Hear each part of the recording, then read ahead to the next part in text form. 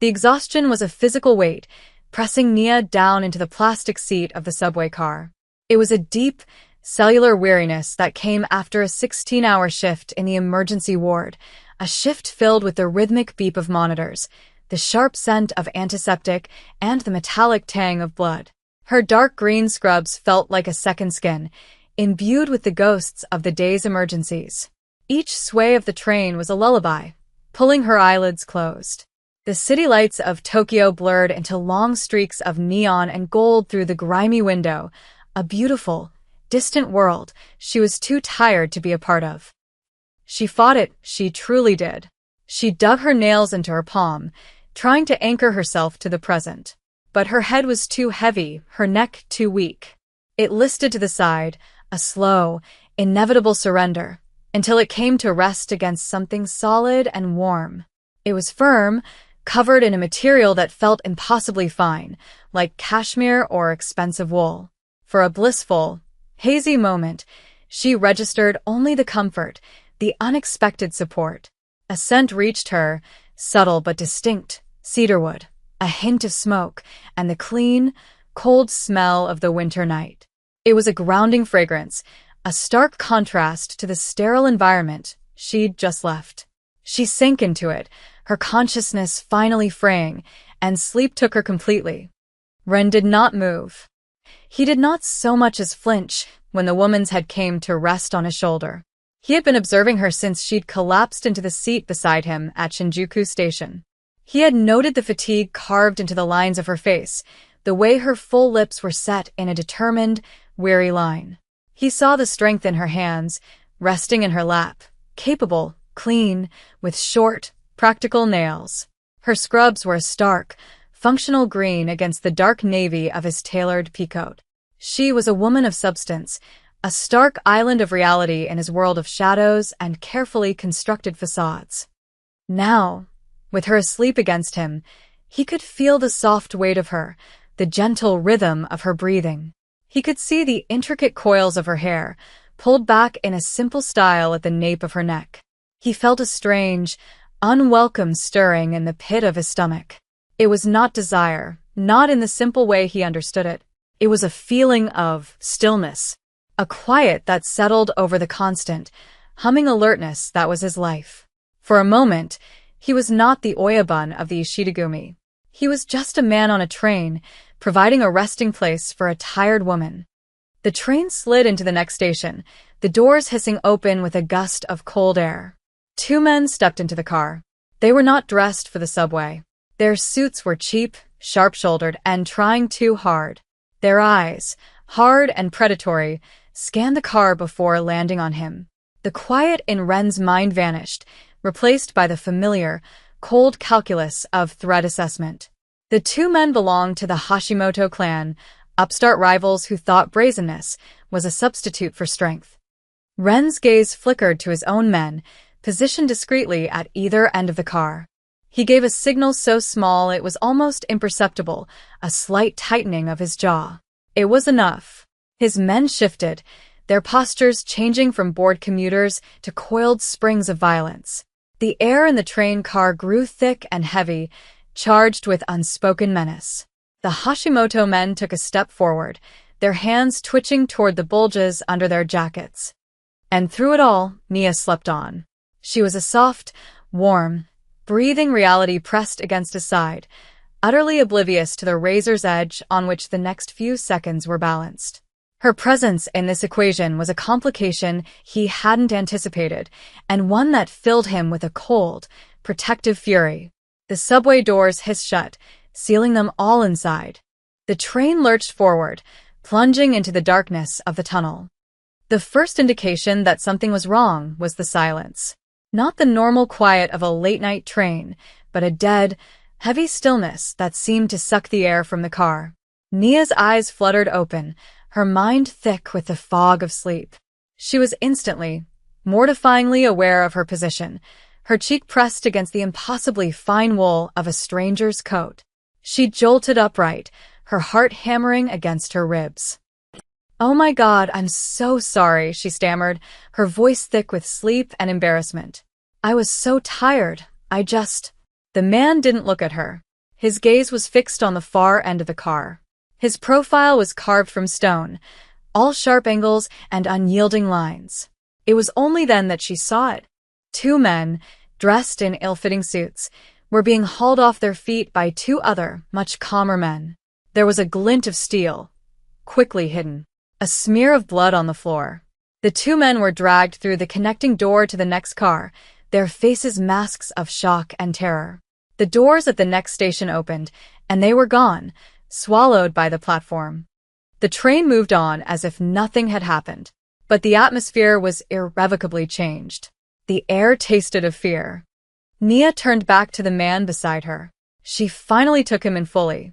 The impeccable dark coat, the crisp white shirt beneath it, and at his collar, just visible above the knot of his silk tie, was the intricate, swirling edge of a tattoo, black ink against his skin. It was a dragon's scale, she realized with a jolt. She'd seen designs like that before, in books, in documentaries. Yakuza. Her blood ran cold. She had fallen asleep on a mob boss. "It is of no consequence," he said, his voice a low baritone that vibrated through the floor. He finally turned to look at her, and his eyes were like polished obsidian, deep and unreadable. They held no warmth, only a quiet, assessing intelligence. I should go," Nia said, grabbing the strap of her work bag. Her stop was next. She just needed to get off this train and run. "That would be unwise," he stated, not as a threat, but as a simple declaration of fact. "They saw your face. They will assume you are with me." A knot of ice formed in her stomach. "Assume? I was sleeping." "They do not care about context," he said. He stood as the train slowed, his height and presence seeming to shrink the already small space. He was a pillar of quiet authority. "I will see you home." It wasn't a request. It was an order wrapped in the thinnest veneer of civility. Panic warred with the pragmatic part of her brain, the part that had gotten her through countless medical emergencies. Panicking would get her killed. Remaining calm might. She nodded numbly, her throat too tight to speak. They walked out of the station and into the crisp night air. Two of his men flanked them at a distance, silent shadows detaching themselves from the crowd. The man, he hadn't offered a name, and she was too afraid to ask, led her not toward a taxi stand, but to a sleek black sedan idling at the curb. A driver hopped out and opened the rear door. The inside of the car was a cocoon of black leather and silence. As they pulled away from the curb, the city's chaos felt a world away. They drove through the glittering streets of Shinjuku, the silence between them thick and suffocating. Nia stared out the window, her mind racing. This couldn't be happening. She was a nurse. She saved lives. She didn't ride in cars with men who had blood on their hands. They passed a small, quiet shrine, its lanterns casting a soft, warm glow onto the street. The man's gaze lingered on it, and for a fraction of a second, his mask of cold composure slipped. A flicker of something ancient and painful crossed his features. It was there and gone in an instant, but Nia, trained to notice the smallest changes in her patients, saw it clearly. "Negligence," he said, his voice so low she barely heard it, "is a stain that never washes out." The words hung in the air, cryptic and heavy with a history she couldn't begin to fathom. It felt like a confession, though she didn't know the crime. Before she could process it, the world outside exploded. A screech of tires, the horrifying crunch of metal on metal. Their car was violently shunted sideways, throwing Nia hard against the door. A second car, a beat-up sedan, had rammed them, trying to force them off the road. Her head swam, her ears ringing. The driver was shouting. Through the window, she saw a man lean out of the other car, a gun in his hand. Time seemed to slow down. The man beside her moved with a speed that was terrifying. In one fluid motion, he unbuckled his seatbelt and threw himself over her, his body a solid shield. The world became the smell of cedar and wool, the hard press of his shoulder against her cheek, the surprising weight of him pinning her to the seat. A gunshot cracked through the air, and the window beside them shattered, spraying the interior with glittering shards of safety glass. His body absorbed the impact of the crash and shielded her from the glass. He was a wall of muscle and resolve between her and death. The car spun to a halt, and his men were already there, their own vehicle screeching to a stop. Gunfire erupted in the street, a series of short, brutal pops. It was over in seconds. He pushed himself off her slowly, his movements deliberate. "Are you injured?" he asked, his dark eyes scanning her face, his voice still unnervingly calm. "No," she whispered, her voice trembling. "I don't think so." She was shaking, the adrenaline a sick, metallic taste in her mouth. "Good." He looked at his arm. A long, dark line was soaking through the sleeve of his expensive coat. A piece of shattered glass had laid open a deep gash from his elbow to his wrist. He ignored it. He spoke in rapid, clipped Japanese to his men outside, then turned back to her. "We cannot go to your apartment. We're going somewhere safe." The safe house was a minimalist penthouse apartment that looked out over the entire city. It was a cage of glass and steel, beautiful and sterile.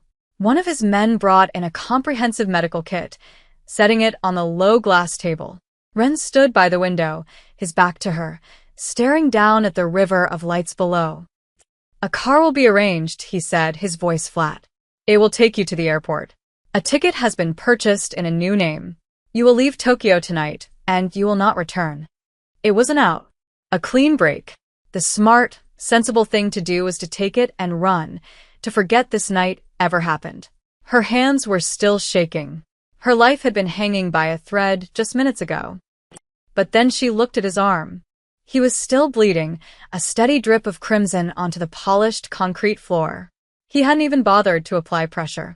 He was ignoring a wound that could get infected, that could sever a tendon if left untreated. And the nurse in her, the part of her that was hardwired to heal, to fix, to mend, screamed in protest. Her training was a force more powerful than her fear. She walked over to the medical kit, her movements stiff at first, then more certain. She opened it, her fingers finding antiseptic wipes, gauze, suture needles. "Sit down," she said. He turned from the window, a flicker of surprise in his dark eyes. "I said, sit down," Nia repeated, her voice firmer now, imbued with the authority she used in the ER. "You're bleeding on the floor, and that's a wound that needs stitches. Unless you'd prefer to lose the use of your hand." He stared at her for a long moment, his expression unreadable. She met his gaze without flinching. She was terrified of him, of what he was, but this was her territory. Wounds, blood, the fragile mechanics of the human body. Here, she was the one in control. Slowly, deliberately, he walked to the leather sofa and sat. He shrugged off his ruined coat and began to unbutton the cuff of his bloody shirt. He did not ask for her help again. He simply offered her his arm, an act of trust that felt more profound than any words he could have spoken. Nia knelt before him, her fear receding as her professional focus took over. She cleaned the wound with practiced efficiency, her touch gentle but firm. The gash was deep, clean down to the muscle. He didn't so much as hiss when the antiseptic stung the raw flesh. He just watched her, his gaze intense, tracking the movement of her hands, the concentration on her face. As she prepared the suture needle, the silence in the room became charged. It was no longer empty, but filled with a heavy, unspoken tension. She was kneeling at the feet of one of the most dangerous men in Tokyo, stitching his skin back together. His blood was on her hands. "You should have taken the ticket," he said, his voice a low rumble. "You should have gone to a doctor," she countered without looking up, her focus entirely on the first stitch. Her hands were steady as she worked, weaving the needle through his skin with a precision that was second nature. He was built of lean, hard muscle, his skin warm beneath her fingers. She could feel the power coiled in him, held in absolute check. It was intoxicating and terrifying in equal measure. When she was done, she wrapped the wound in clean white gauze, her movements economical and sure. "There," she said, her voice softer now. "Keep it clean." No strenuous activity for a few days, a bitter, humorless laugh almost escaped her, as if he listened to medical advice. She finally looked up, and their eyes met. His face was only inches from hers. She could see the faint lines at the corners of his eyes, the subtle scar that cut through one of his eyebrows. He wasn't looking at his arm. He was looking at her. And in his gaze she saw something new. Not just assessment. Something closer to wonder. "No one has touched me without fear in a very long time," he said, his voice quiet. The moment was broken by the arrival of another man. He was older, his face a mask of stern disapproval. He bowed sharply to Ren before his cold eyes landed on Nia, dismissing her instantly. He began speaking in low, urgent Japanese, his tone sharp. Nia didn't need to understand the language to get the gist. The man, Kaido, was gesturing toward her. She was a problem. A liability. Ren listened, his expression unchanging. When Kaido finished, Ren replied with a single, quiet sentence. The word was soft, but it carried the unmistakable weight of command. Kaido's face tightened, but he bowed again, a stiff, resentful gesture. He shot Nia one last venomous look before retreating. Ren's quiet defense of her was a shield she hadn't asked for, but it settled around her anyway, a strange and dangerous comfort. That comfort was shattered moments later. A sudden, deafening explosion rocked the building, and the floor-to-ceiling windows on the far side of the room imploded inward in a shower of glass and fire. The Hashimoto clan had found them. Chaos erupted. Alarms blared. Ren's men were shouting, returning fire at assailants rappelling down the side of the skyscraper. Ren moved instantly, pulling Nia down behind the solid marble bar, his body once again a shield. Bullets pinged off the stone above their heads. Kaido, the disapproving lieutenant, was hit, slumping to the ground with a grunt of pain as he moved to cover Ren's flank. They were pinned down, outgunned. Ren was a formidable fighter, but he was not invincible. Nia's mind, honed by the frantic logic of the started racing. She wasn't a soldier, but she knew chemistry. She saw it all in a frantic snapshot. A bottle of bleach under the bar sink, a container of ammonia-based glass cleaner. A terrible, brilliant idea sparked in her mind. "I need a distraction," she yelled at Ren over the gunfire. He glanced at her, his eyes questioning, but he saw the desperate resolve on her face. He nodded once, then laid down a volley of suppressive fire, giving her the opening she needed. Scrambling on her hands and knees, Nia grabbed the chemicals. She uncapped them, her heart pounding a frantic rhythm against her ribs. She poured them together into a heavy glass ice bucket, creating a volatile, noxious mixture. Just as she'd learned in a hazardous materials training, the combination would create chloramine gas, a suffocating, disorienting irritant. She hurled the bucket over the bar. It shattered on the marble floor, releasing a thick, choking cloud of fumes into the room. The effect was immediate. The attackers began to cough, their eyes streaming, their assault faltering in confusion. It was the opening Ren needed. He moved from their cover like a wraith, a blur of deadly, efficient motion. He dispatched the nearest attackers with a brutal grace that made Nia's stomach turn. In the chaos, a stray bullet ricocheted off the ceiling, heading straight for her. Ren saw it. A look of cold, primal fury crossed his face as he launched himself sideways, tackling another assailant out of the way to clear his line of sight. He fired twice, and the man who had fired the shot crumpled to the ground. The immediate threat was over, but one of the attackers, wounded on the floor, was covertly reaching for a pistol tucked into his ankle holster.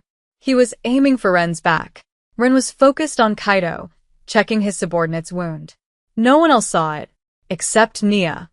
There was no time to think, no time to scream a warning. Her body moved on pure instinct. She grabbed a heavy, unopened bottle of whiskey from the bar shelf, her hands surprisingly steady. She brought it down with all her strength on the man's head. There was a sickening thud, and he went limp, his hand falling away from the gun. Silence descended, broken only by the whistling wind through the shattered windows. Nia stood over the unconscious man, the neck of the bottle still clutched in her hand, her knuckles white. She was breathing heavily, her entire body trembling. She had just taken a life, or come close to it.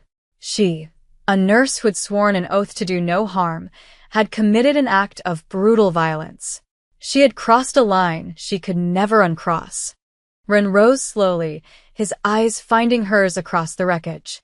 He walked over to her, his gaze sweeping over the man on the floor, then back to her face. He gently took the bottle from her trembling hand and set it aside. With a touch that was impossibly delicate, he brushed a stray piece of glass from her cheek. "I'm a nurse," she whispered, the words feeling hollow and untrue. "I'm supposed to save people." "You did," he said, his voice rough. "He saved Kaido. He saved him." "That's not what that felt like," she said, her eyes welling with tears of shock and horror at what she'd done. He held her gaze, his obsidian eyes seeming to see straight into the fractured core of her. "For 5 years," he said, the words pulled from somewhere deep and guarded, "I've felt nothing but the weight of my position. The honor. The debt. When you were sleeping on my shoulder, for the first time in a very long time, I felt quiet." It was the most honest thing she had ever heard a person say. It wasn't a declaration of love. It was a confession of a shared humanity, a crack in his armor that he was showing only to her. The failed assault only made the Hashimoto clan more desperate. They changed their tactics. 2 days later, one of Ren's men brought him a small, sealed box. Inside was a single, dead crow and a photograph of Nia, a grainy shot of her leaving the hospital after a shift weeks ago. The message was clear. They could no longer get to him, so they would come for her. The threat was no longer collateral. It was personal. Ren knew he had to end this, not just for his territory, but for her. He formulated a plan, a final, decisive strike against the Hashimoto patriarch himself. He planned to do it alone, to meet the man on neutral ground and eliminate him. He tried to lock Nia away in a different, more secure location, telling her it was for her own safety. But Nia had seen things. In the chaos of the penthouse, she had seen a file on Ren's desk, left open in his haste. It was a dossier on the Hashimoto boss. And being a nurse, her eyes had snagged on the medical section. Severe, life-threatening allergy to shellfish. A heart condition managed by a specific medication. She confronted Ren as he was preparing to leave, his men waiting in the hall. "Your plan is suicide," she said, her voice steady. "You'll walk in there and his men will cut you down before you get within 10 feet of him."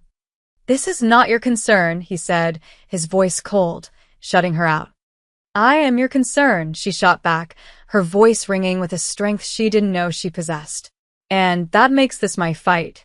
You want to get close to him? I can do that. I can get closer than any of your soldiers ever could." She laid out her own plan.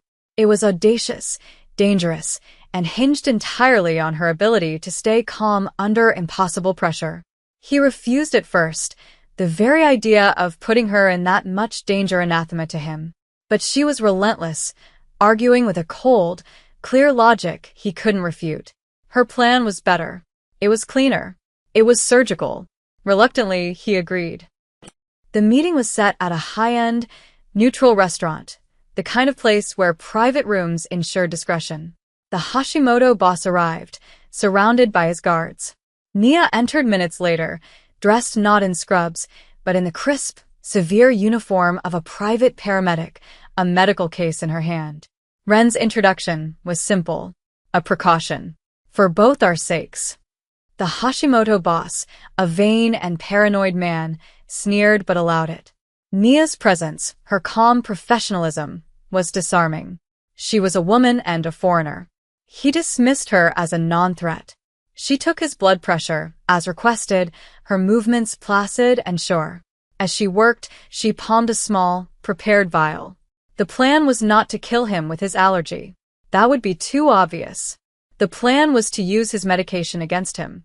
She had a concentrated dose of his heart medication, enough to cause a severe but non-lethal cardiac event that would mimic a heart attack. As she packed away her equipment, she accidentally stumbled, catching herself on the table. In that split second of distraction, she emptied the vial into his water glass. It was colorless, odorless. She apologized profusely, her face a mask of flustered embarrassment. The Hashimoto boss waved her away with an impatient grunt. Minutes later, he lifted the glass to his lips. He drank. The effect was almost immediate. His face went pale, his hand flew to his chest. He gasped for air, his eyes wide with terror. His men panicked, shouting for help, their attention entirely on their dying boss. It was the moment of chaos Run had been waiting for.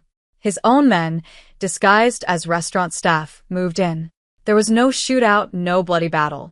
They simply disarmed the Hashimoto guards in their confusion, neutralizing the clan's entire leadership structure without firing a single shot.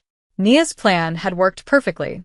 She had won his war with a vial of medicine and a steady hand. In the aftermath, in the screaming silence of the private room, Run found her. She was standing by the window, her hands pressed against the cool glass, watching the chaos of ambulances and police cars swarm the street below. She was trembling, the adrenaline finally leaving her. He came to stand behind her, a silent, solid presence at her back. "My men follow me out of duty, or fear," he said, his voice a low vibration against her back. You walked into the fire with me out of choice." He took her hand, turning her to face him. His thumb stroked over her knuckles, a gesture of profound tenderness. "In my world, loyalty is a debt. What you have given me is something else entirely." He looked into her eyes, and she saw everything there, the danger, the darkness, the devotion. "It is a claim. The cost of that claim was her old life." She could never go back to being just Nia, the nurse who was tired after a long shift. That woman was gone, burned away in gunfire and strategy. The cost for him was a new, permanent vulnerability, a weakness his enemies would forever seek. He had let someone into the frozen fortress of his heart. He didn't release her hand. Instead, he led her from the room, away from the wreckage of their victory. Later, they stood on the balcony of his penthouse, the shattered window now replaced, the city of Tokyo a glittering, electric tapestry spread out at their feet. It was his kingdom, a world of shadow and power. He stood behind her, his arms wrapping around her waist, pulling her back against the solid wall of his chest. She leaned into him, a silent gesture of acceptance of arrival. She was no longer the exhausted woman who fell asleep on a stranger. And he was no longer just the cold, untouchable Oyabun. They were two survivors, anchored to each other in the heart of a beautiful, perilous storm, the silent weight of his claim a promise of the dangerous dawn to come.